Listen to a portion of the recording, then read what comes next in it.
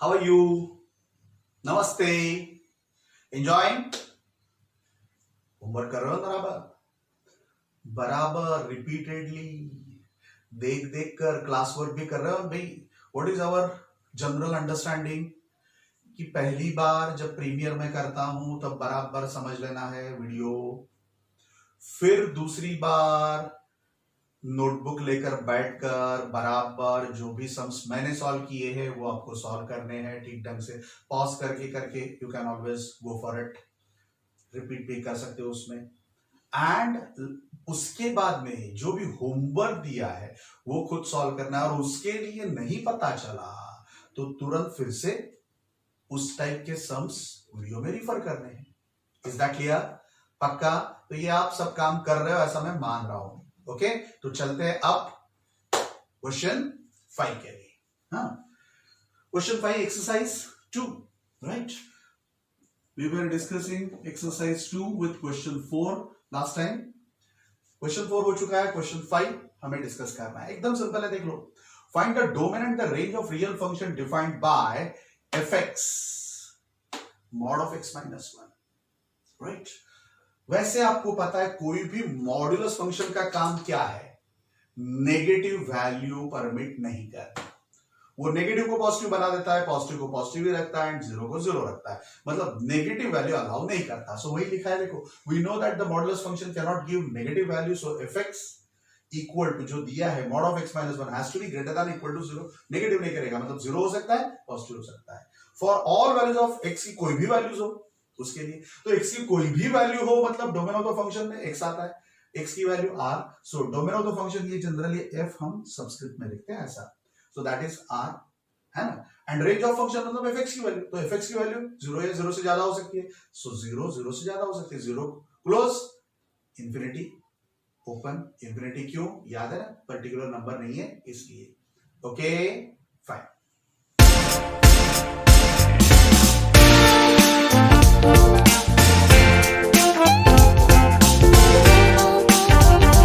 Okay तो चलते हैं. Very very interesting question. Question number 6 already star mark किया है. 5 स्टार्स. बराबर समझ लो. दम कुछ नहीं है बट समझना बराबर है. देखो, late f be the function such that it is between x and x square upon 1 plus x square where x belongs to r, where function is from r towards r. Determine the range. Range मतलब fx की value. तो basically आपको x का f relative क्या दिया है? x square upon 1 plus x square. तो ये आपको डिकोडिफाई करने आना चाहिए, है ना. तो x का f रिलेटिव मतलब fx इज इक्वल टू क्या है? y की वैल्यू क्या है? x square upon 1 plus x square. अब ये वैल्यू कब एग्जिस्ट हो सकती है? जब ये जीरो नहीं होगा. 1 प्लस एक्स स्क्वायर जीरो हो गया तो एग्जिस्ट होगी नहीं. So 1 plus x square can not be equal to zero. But इसका ही मतलब ये 1 उधर लेकर जाते हैं तो क्या होगा? x square is not equal to minus 1. And वैसे भी पता है x square कभी भी कोई भी स्क्वायर वैल्यू नेगेटिव तो हो सकती नहीं. मतलब x की वैल्यू ऐसी कोई भी नहीं आने वाली जहां पर 1 प्लस एक्स स्क्वायर जीरो होने वाला है. जीरो नहीं होने वाला ऐसी कोई भी x की वैल्यू मतलब सारी x की वैल्यूज के लिए ये फंक्शन एग्जिस्ट होगा. इसलिए वही लिखा है which is not possible. x square मतलब x square is not equal to minus 1, which is not possible नहीं. तो हम क्या लिखेंगे? ऐसा उल्टा लिखेंगे कि 1 plus x square is not equal to 0. That means x square is equal to minus 1, right. थोड़ा सा अलग ढंग से. That is all values of x are possible, है ना. All values of x are possible for function to be defined, for fx to be defined, right? ऐसा कुछ लिख सकते हैं हम, right? Okay, fine. So all values of x are possible for fx to be defined. fx to be defined ऐसा मैं लिख देता हूं यहां पर. fx to be defined. That is all values of x belongs to r possible. ऐसा लिखेंगे तो और अच्छा रहेगा। चलो गुड। सो इसका मतलब डोमेन क्या होगा आर। चलो अब हमें रेंज फाइंड करना है। लेट अस अज्यूम कि y is equal to this fx and which is equal to x square upon 1 plus x square। y one सा y into x square, y x square, इस बाजू x square। अब हम x को अलग करेंगे, y को अलग करेंगे, मतलब x square वाले टर्म उधर ले लेता हूं। सो x square माइनस ये x square y लिख दिया, उसमें से x square कॉमन ले लिया ताकि x square एंड y अलग अलग हो सके। So it is 1 minus y। अब 1 माइनस y इसके नीचे रख दो, तो x square is equal to y upon 1 minus y। You know x square इस ये है, तो x की वैल्यू क्या होगी plus minus root of y upon 1 minus y। अब रूट के अंदर आपने सीखा है is always greater than equal to, greater than और इक्वल टू जीरो, नेगेटिव नहीं हो सकता। तो इसका मतलब ये y upon 1 minus y is greater than equal to zero. अब हम नेगेटिव से मल्टीप्लाई करेंगे, माइनस से मल्टीप्लाई करेंगे। जैसे माइनस से मल्टीप्लाई करते हैं ना, ये y माइनस 1 हो जाएगा। एंड पता है आपको कोई भी चीज अगर पॉजिटिव है, अगर हम उसको नेगेटिव से मल्टीप्लाई करेंगे, नेगेटिव 1 से मल्टीप्लाई करेंगे तो वो नेगेटिव हो जाएगी, मतलब लेस देन जीरो हो जाएगी, है ना। सो जब भी हम नेगेटिव से मल्टीप्लाई करते हैं तो ये साइन चेंज हो जाती है। या तो साइन चेंज करो या तो प्लेस चेंज करो। मैं साइन चेंज कर रहा हूं, प्लेस तो वही का वही रख रहा हूं, है ना। So this will be y upon y minus 1, क्योंकि माइनस से मल्टीप्लाई किया, सो y minus 1 and than less than और इक्वल टू जीरो, ग्रेटर की जगह पर जो अभी बताया मैंने वैसा, राइट। अब हम क्या करेंगे, y माइनस 1 नीचे है ना, इसलिए y माइनस 1 से दोनों बाजू मल्टीप्लाई करेंगे। दोनों बाजू ऊपर नीचे मल्टीप्लाई करते हैं तो कोई फर्क नहीं पड़ेगा इनइक्वालिटी साइन में, है ना। तो y माइनस 1 एंड ऊपर भी y माइनस 1, तो ये नीचे क्या हो गया y माइनस 1 का होल स्क्वायर। अब ये y माइनस 1 का होल स्क्वायर तो पॉजिटिव ही रहेगा, है ना। तो इसका मतलब ये दोनों का प्रोडक्ट नेगेटिव रहना चाहिए या तो जीरो होना चाहिए। इसका मतलब सिर्फ ये दोनों का नेगेटिव या तो जीरो होना चाहिए, बराबर। ये तो पॉजिटिव है, दोनों का रेशियो आपको नेगेटिव, मतलब ये तो पॉजिटिव है, मतलब ऊपर नेगेटिव ही होना चाहिए। दोनों का रेशियो आपको नेगेटिव चाहिए, लेस देन जीरो मतलब नेगेटिव चाहिए। अब दोनों का रेशियो नेगेटिव कब होगा, एक पॉजिटिव एंड एक नेगेटिव, उसमें से एक पॉजिटिव नीचे वाला पक्का है तो ऊपर वाला नेगेटिव होना चाहिए। तो इसका मतलब y into y minus 1 less than और इक्वल टू जीरो। अब आपको पता है नीचे y माइनस 1 है, अब यहां पर गलती से y की वैल्यू 1 हो गई तो ये जीरो हो जाएगा, मतलब फिर से एग्जिस्ट नहीं होगा। मतलब इसमें लिखेंगे but y minus 1 is not equal to zero, that means y can not be equal to 1, y 1 नहीं हो सकता। अब y can be written as y minus 0 and y minus 1, right. ये y minus 1 as it is. Inequality में हम सीखने वाले हैं, अभी सिर्फ बराबर समझ लो कि जब भी ऐसे दो का प्रोडक्ट लेस देन जीरो आता है तब ये जीरो, y की वैल्यू 0 एंड y की वैल्यू 1, इसके बीच में ऑलवेज y की वैल्यू आती है, इसके बीच में 0 to 1, है ना। एंड इज इक्वल टू भी है, मतलब दोनों बाजू इज इक्वल टू आना चाहिए था, बट 1 इज नॉट पॉसिबल, इसलिए 1 को ओपन कर दिया, बट 0 को हम क्या करेंगे, इक्वल टू 0 हो सकता है। मतलब जब भी ऐसा दिया जाता है तब छोटे से बड़ा, इसमें छोटा कौन है 0 एंड बड़ा कौन है 1, y बराबर 0। अगर इधर इज इक्वल टू 0 ऐसा मान लो, क्या मान लो कि y minus 0 and y minus 1 is equal to 0 ऐसा है, लेस देन और इक्वल टू, भले इक्वल टू मान लो, तो इसका मतलब आप y बराबर 0 लोगे एंड y बराबर 1 लोगे, है ना। y माइनस 0 बराबर 0 होगा, y माइनस 1 बराबर 0 होगा, मतलब y बराबर 0 एंड y बराबर 1। तो ये जो दोनों के बीच में वैल्यू आएगी जब ऐसा लेस देन साइन होता है, एंड जब ग्रेटर देन होता है तब 1 से ज्यादा एंड 0 से कम ऐसा होता है। ऐसा हम इनइक्वालिटी में सीखने वाले, डोंट वरी, वो तब मैं आपको डिटेल में सिखाऊंगा। अभी इतना याद रखो कि जब भी ऐसे दोनों का प्रोडक्ट में लेस देन होती है तब वो वैल्यू उन दोनों लिमिट्स के बीच में आती है। तो दोनों लिमिट्स के बीच में आ गई, so 0 to 1 and is equal to भी है, मतलब दोनों बाजू क्लोज क्लोज होना चाहिए था, बट 1 पॉसिबल नहीं है, नीचे भी है 1 पॉसिबल नहीं है, इसलिए 1 को हमने ओपन कर दिया। क्लियर, ओके, बराबर समझ लो, फिर से देख लेना बाद में चाहिए तो, ओके फाइन।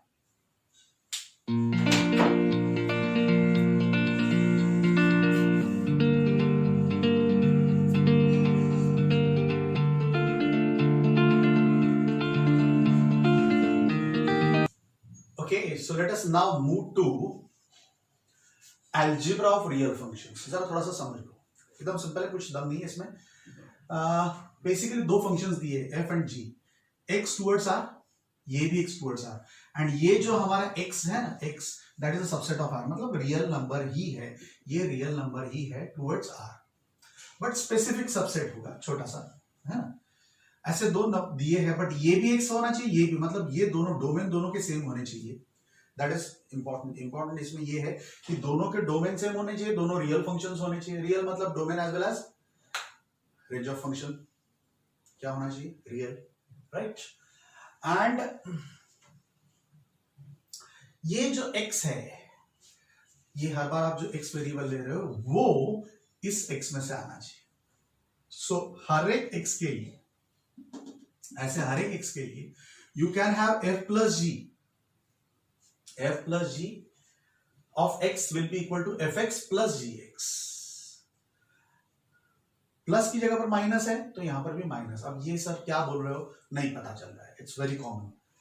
सो मैं जरा एग्जांपल लेकर बताता हूं। लेट अस से मैंने आपको बोला कि fx बराबर x प्लस 1 है, एंड लेट अस से gx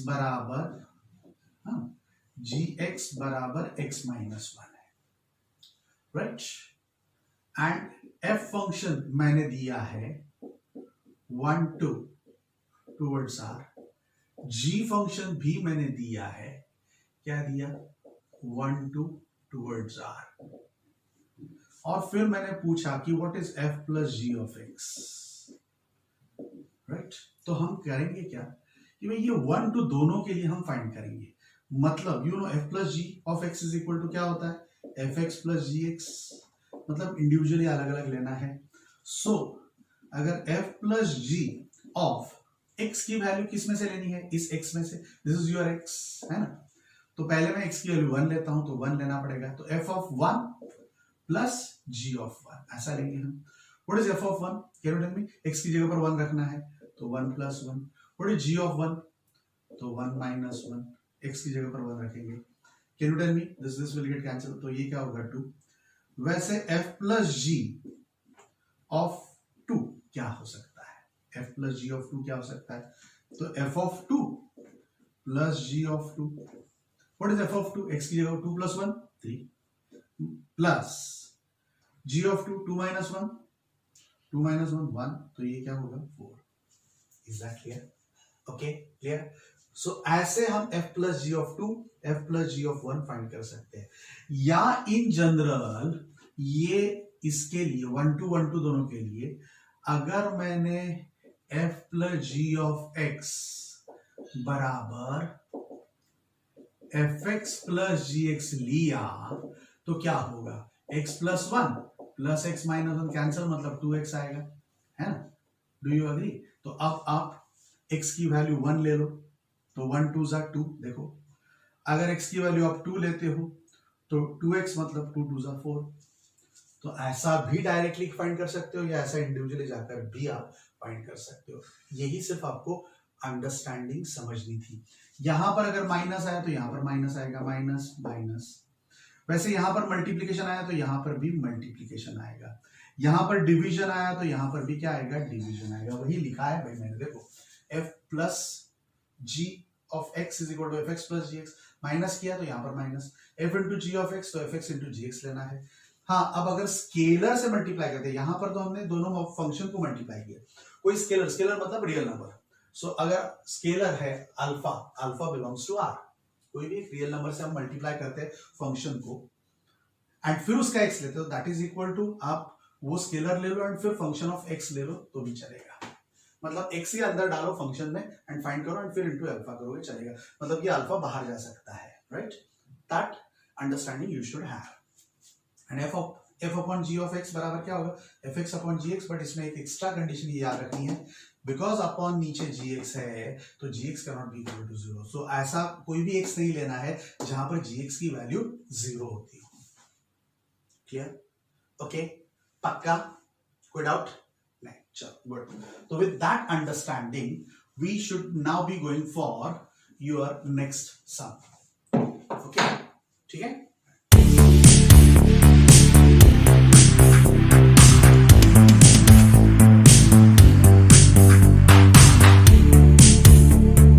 चलते आगे भाई। क्वेश्चन नंबर 8 अगर ठीक ढंग से देखोगे तो दिस इज बेटा copy and paste of example 20।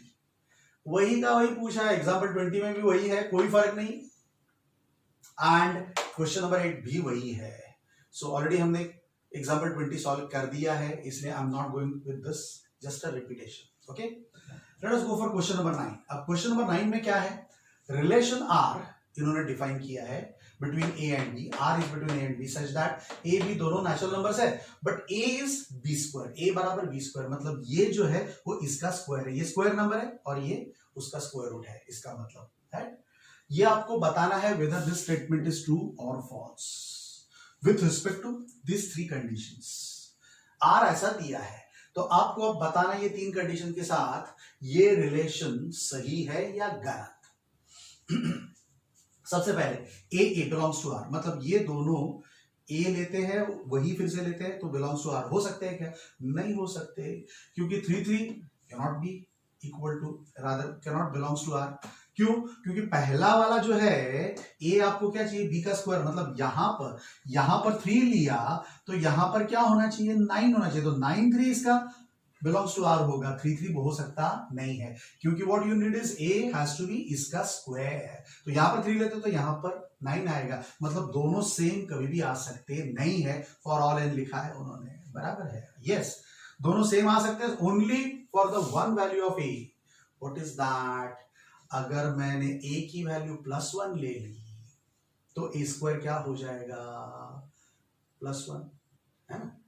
B square बराबर क्या लेना है, a is equal to B square, मतलब यू कैन कंसीडर 1 1.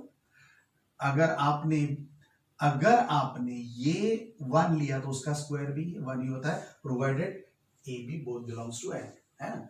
तो इसका मतलब this is possible only with reference to 1 1, not for all. तो ये स्टेटमेंट गलत है. क्लियर?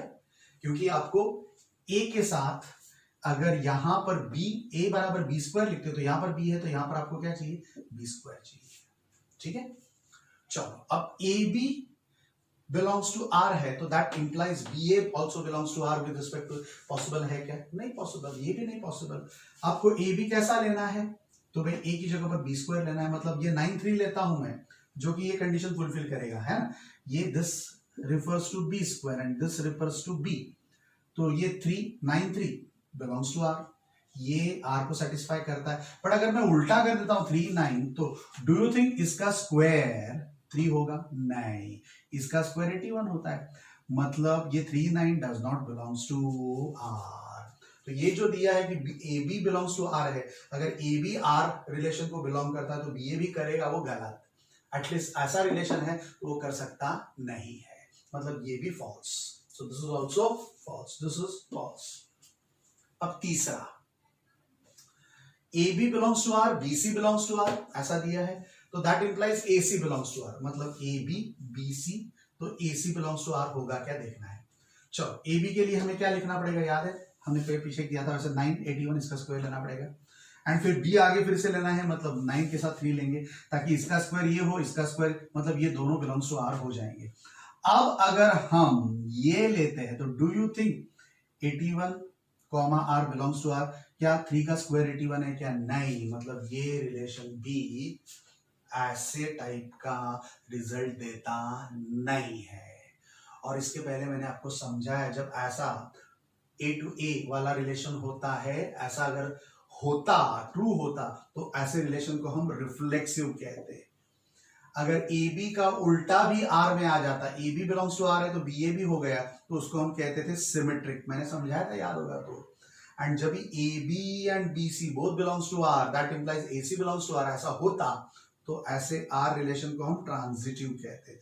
मतलब ये जो रिलेशन है वो रिफ्लेक्सिव भी नहीं है, वो सिमेट्रिक भी नहीं है, एंड ट्रांजिटिव भी नहीं है. Extra understanding you should have. Okay, clear?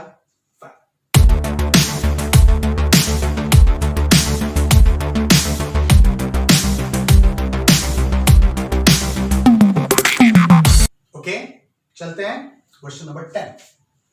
Late ए 1 2 3 4, ए में 1 2 3 4 है, बी में 1 5 9 11 1 5 9 11 15 16 ऐसा कुछ है, एंड एफ रिलेशन कैसा है, 1 से 5 1 से 5, फिर 2 से 9 2 से 9, 3 से 1 3 से 1, 4 से 5 4 से 5, एंड 2 से 11 एंड 2 से 11, ऐसा रिलेशन है एफ रिलेशन, बराबर.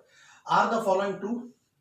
पहला statement F is a relation from A to B, सचमुच में ये रिलेशन है कि रिलेशन के लिए देखना क्या होता है भाई कि ये जो भी पेयर्स है, ऑर्डर्ड पेयर्स है, वो ए क्रॉस बी के सबसेट्स होने चाहिए।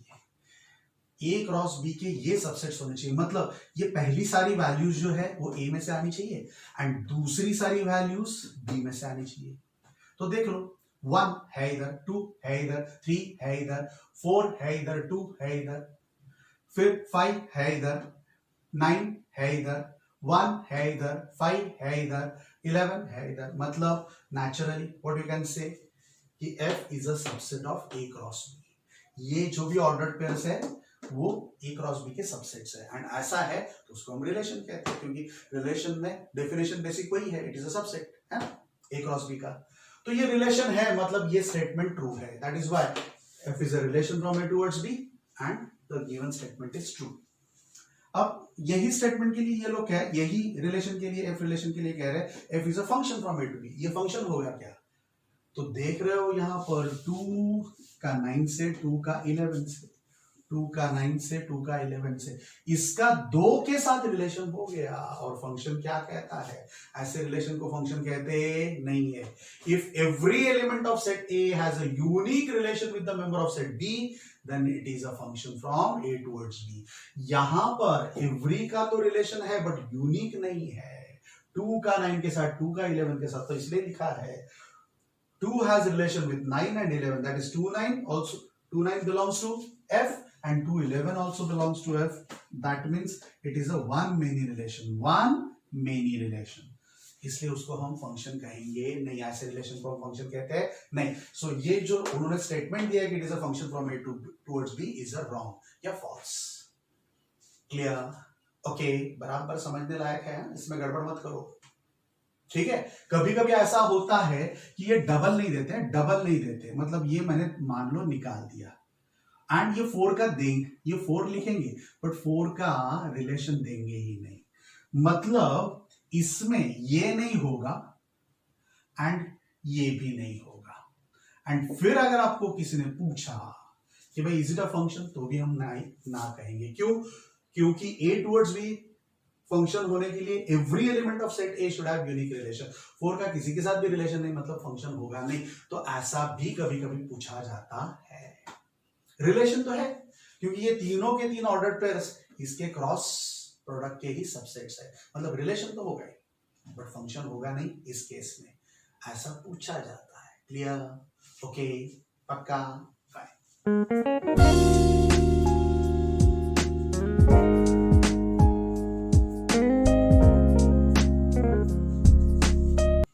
ओके, चलते हैं आगे। फंक्शन एफ, फंक्शन ही है कोई भी F relation, subset of Z cross Z, बराबर है। ये इसका z cross z, z cross z मतलब यहां पर क्या आएगा? Ordered pair. तो ये ऑर्डर्ड पेयर है। कैसी ऑर्डर्ड पेयर है? तो एक में आपको ए बी लेना है, मतलब दोनों का प्रोडक्ट लेना है, दूसरे में उसका एडिशन लेना है एंड ए बी दोनों कहां से आएगी? z में से। सो इंटीजर का मल्टीप्लीकेशन एंड उसका एडिशन, उसी का एडिशन, जिसका मल्टीप्लीकेशन किया उसी का एडिशन, ये दोनों के बीच का जो रिलेशन है उसको हम कहते हैं एफ, बराबर। कोई भी दो इंटीजर्स लेते हैं, A B belongs to Z, मतलब दो इंटीजर्स लेते हैं, उनका मल्टीप्लीकेशन एंड उनका एडिशन, उन दोनों के बीच में जो भी रिलेशन उसको हम क्या कहेंगे? A B. क्या कहेंगे? F, sorry. तो ए बी का एफ रिलेटिव कौन है? A plus B, right. तो ये ऐसा रिलेशन फंक्शन है क्या, ऐसा आपको पूछा है। सिंपल, क्या करेंगे? लेट अस से ए एंड बी हम 1 and 4 लेते हैं। फ्रेंड्स, अगर नहीं है, कोई भी चीज नहीं है, तो हम एग्जाम्पल से बता सकते हैं, राइट। मैंने पहले बताया कोई भी चीज नहीं है, प्रूव करना है, तो एग्जाम्पल से ऑलवेज नहीं कहूंगा, ऑलवेज यू कैन प्रूव। तो a बराबर 1 लेंगे, b बराबर 4, तो a b बराबर क्या हो जाएगा? 1 4 4 and a plus b 1 plus 4 क्या होगा? 5। मतलब 4 एंड 5 के बीच में कौन सा रिलेशन है? f रिलेशन है, राइट। वैसे अगर मैं 4 को 2 into 2 ऐसा भी ले सकता हूं, सो a बराबर 2 b बराबर 2, तो 2 into 2 4, तो इनका एडिशन क्या होगा? 4, 2 plus 2 4। इसका मतलब आपको पता चल गया कि 4 and 5, ये 4 and 5 इसके बीच में f रिलेशन है। वैसे ये 4 and 4 इसके बीच में भी f रिलेशन है। अब 4 के अगर दो रिलेटिव है 5 and 4, 4 के दो रिलेटिव्स 5 एंड 4, ऐसे दो रिलेटिव्स हो गए तो ऐसा एफ रिलेशन हम फंक्शन कहेंगे क्या? नहीं, बिकॉज 4 हैज 2 इमेजेस। आपको यूनिक इमेज चाहिए, one and only one, right? तो ऐसे रिलेशन को F is many one relation और मोर देन वन इमेज और has, I would say, more than one image, hence f is not a function. f function होगा नहीं। Clear? Okay, good.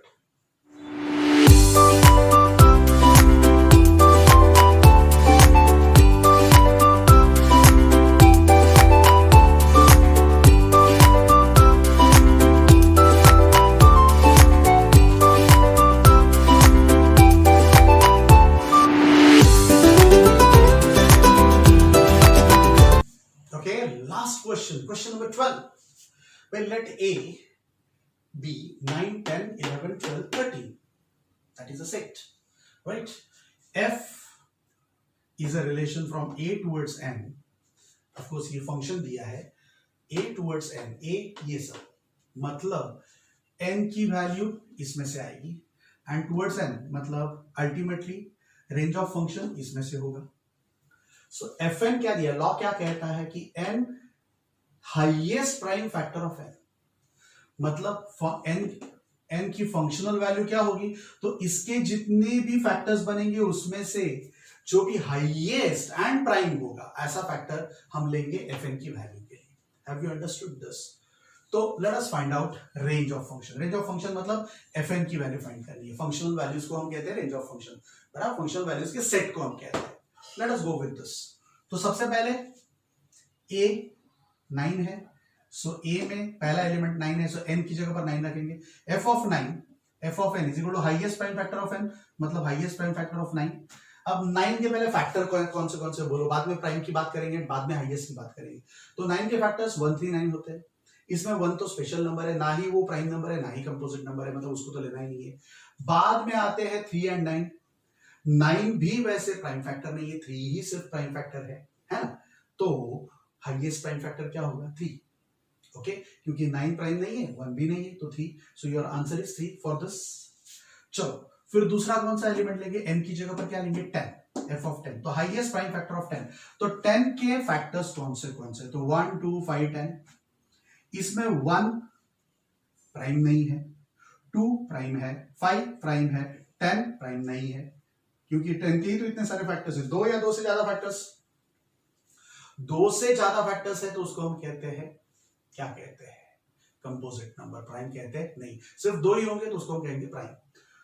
तो भाई इस 10 को 2 से ज्यादा है, मतलब ये कंपोजिट नंबर है, मतलब इसके 2 ही प्राइम फैक्टर्स है 10 के। कौन से? 2 एंड 5। उसमें हाईएस्ट कौन सा है? तो 5, तो यू विल राइट 5। फिर f ऑफ 11 के हाईएस्ट प्राइम फैक्टर, 11 के 2 ही फैक्टर हो सकते हैं, 1 एंड 11। उसमें प्राइम फैक्टर 1 तो है ही नहीं, इज अ स्पेशल नंबर, तो 11 क्या हो जाएगा? उसका प्राइम फैक्टर, राइट? तो एक ही है, हाईएस्ट भी वही होगा, सो 11। 12 के prime factors 1, 2, sorry prime factors only, 1 divisible by 1, 2, 3, 4, 6 and 12। इसमें 1 तो कंपोजिट है, 2 प्राइम है, 3 प्राइम है, 4 कंपोजिट है, 6 कंपोजिट है, 12 कंपोजिट है। तो मुझे बताओ 2 एंड 3 में हाईएस्ट प्राइम फैक्टर कौन सा है? तो 3, तो यू विल राइट 3। उसके बाद में लिखा है 13, तो 13 में 1 एंड 13 आर द फैक्टर्स। इसमें 1 तो आएगा नहीं प्राइम में, सिर्फ 13 ही आएगा, एक ही है, तो हाईएस्ट फैक्टर भी वही होगा 13। तो इसका मतलब ये सारी जो वैल्यूज है उनके सेट को हम कहेंगे रेंज ऑफ फंक्शन। तो what is range of function? तो पहले आ गया 3, तो 3 लिख दिया, बाद में 5 तो 5 लिख दिया, बाद में आया 11 तो 11 लिख दिया, बाद में 3 आया, 3 पहले लिखा है, बाद में सेट में फिर से हम लिखते नहीं है नंबर, कोई भी रिपीट हो रहा है तो 3 लिखेंगे नहीं। 13 आया तो 13 लिख देंगे and curly bracket over to get the range of function. Clear? तो range of function आपका पूरा हो गया. Okay, that is your functional values, set of functional values. So with that, friends, our chapter number 2 is hereby announced to be over in all respect. ठीक है, बराबर हमने बराबर पूरा किया हुआ है. ओके, तो अब आपको बराबर प्रिपरेशन करनी है चैप्टर नंबर 2 की. जैसे 1 में मैंने टेस्ट लिया था वैसा ही टेस्ट मैं अब आज वेडनेसडे है, मतलब हमारा नेक्स्ट पीरियड कब होगा? फ्राइडे। तो फ्राइडे के दिन मैं टेस्ट लूंगा, राइट? जैसे पहले ली थी वैसे ही टेस्ट लूंगा, राइट? 1, 2, 3 एंड 4 मार्क्स के। आप उसका सॉल्यूशन मुझे जरूर भेजोगे, right, in our homework group, but you will tick mark by MCQ way, मतलब एमसीक्यू वे से ही मैं ऑप्शन दूंगा, उसको टिक मार्क करोगे, राइट? बराबर प्रिपेयर करोगे, कोई तकलीफ नहीं ना, राइट? सो बराबर प्रिपेयर करना। एंड फ्रेंड्स, इसके सम्स साथ साथ में होमवर्क में जो भी बाकी है वो पूरे कर दो आप। जो पहले वाला अगर कुछ भी थोड़ा सा भी मेरा देखना समझना बाकी है तो समझ लो, and you properly prepare for your Friday test. Clear? Okay, पक्का, फाइन।